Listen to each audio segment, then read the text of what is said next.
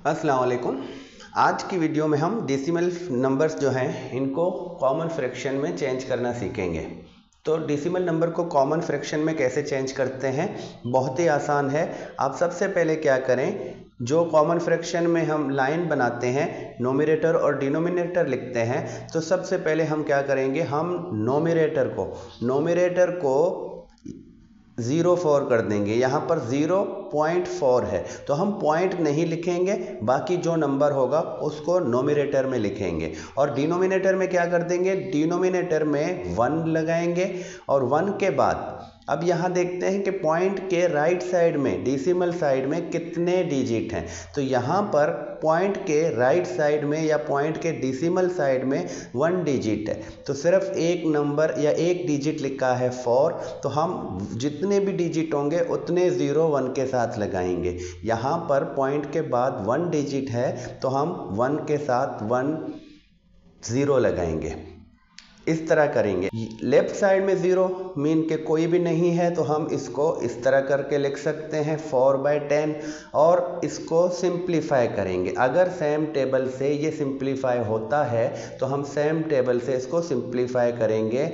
तो हम देखते हैं कि इन दोनों को 2 के टेबल से हम सिंप्लीफाई कर सकते हैं। 2 का टेबल 4 के लिए 2 टाइम और 10 के लिए 5 टाइम, तो हमारा जो रिजल्ट बनेगा 2/5। अब ये 2/5 एक कॉमन फ्रैक्शन है, तो ये डेसिमल में 0.4 इक्वल होता है कॉमन फ्रैक्शन में 2/5 के। सेम यही काम हम आगे बढ़ेंगे। यहाँ देखें, यहाँ भी हमने यही काम करना है, 048 लिखना है पॉइंट के बगैर। जो भी नंबर, जो भी डिजिट होंगे उनको लिखना है नोमिनेटर में, पॉइंट को नहीं देना। और डिनोमिनेटर में 1 लिखेंगे। 1 के बाद हम पॉइंट के डेसिमल साइड में देखेंगे कितने डिजिट हैं, तो यहाँ पर 2 डिजिट हैं तो हमने 2 0 देने हैं और फिर सिंप्लीफाई करना है तो 48 बनेगा, क्योंकि ये 0 अब किसी काम का नहीं है और 100 है। तो इसको अगर हम सिंप्लीफाई करते हैं तो देखें यहाँ पर 4 का टेबल, इसको 25 टाइम पढ़ेंगे हम और इसके लिए 4 का टेबल 12 टाइम। जो हमारा रिजल्ट बनेगा 12/25। अब यहाँ पर इनको मज़ीद सिंप्लीफाई नहीं कर सकते, तो ये जो हमारा डेसिमल नंबर था 0.48, ये कॉमन फ्रैक्शन में इक्वल होता है 12/25 के। तो देखिए कितना आसान है इनको कन्वर्ट करना, डेसिमल नंबर को कॉमन फ्रैक्शन में। तो हम सेम इसी तरह कॉमन फ्रैक्शन को डेसिमल नंबर में भी कन्वर्ट कर सकते हैं।